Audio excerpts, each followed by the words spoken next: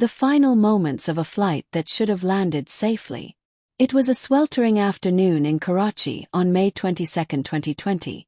Most people were indoors, unaware that just above their heads, a routine domestic flight was spiraling into chaos.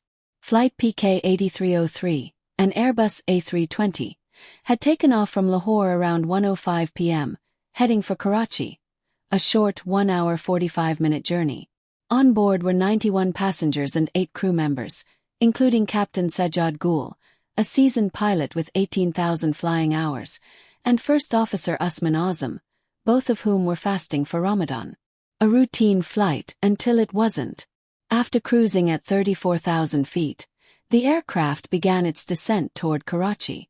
Due to pandemic-induced light air traffic, the flight was cleared for a direct approach to the Mauchly waypoint, a shortcut, rather than the standard longer route. But here's where the first mistake happened. The shortcut was not programmed into the Flight Management System, FMS. The autopilot still assumed they were taking the longer route, descending slowly. As a result, by the time the plane reached Mauchly, 28 kilometers from the airport, it was at 10,000 feet, instead of the required 7,000 feet. Chart decreasing misjudged descent and dangerous speed. Air Traffic Control ATC noticed the altitude discrepancy and advised a holding pattern to safely descend. But Captain Gul insisted.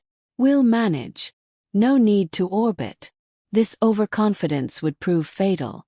To compensate, the pilots initiated a steep descent, nose down, causing the aircraft to overspeed. At one point it was descending at 2,400 feet per minute. Cascade of errors. As the aircraft approached the runway, several critical issues emerged. The landing gear wasn't deployed. A basic vital step was missed. The cockpit was flooded with warning alarms including overspeed, landing gear unsafe. The first officer suggested again, "Sir, maybe we should orbit."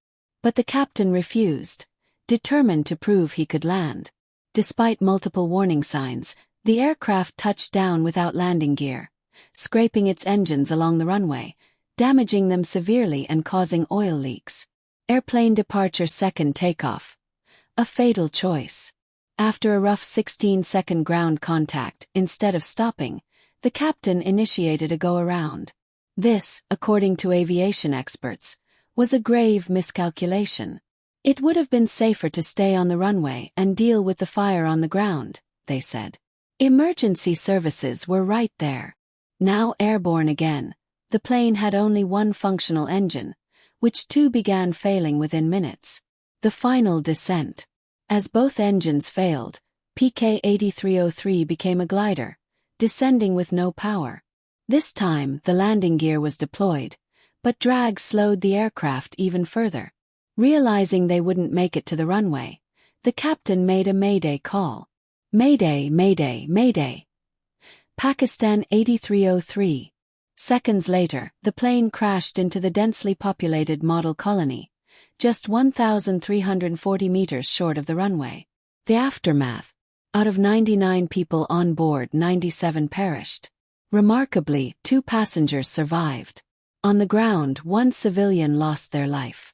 Emergency response was swift, but narrow alleys and dense housing slowed rescue operations.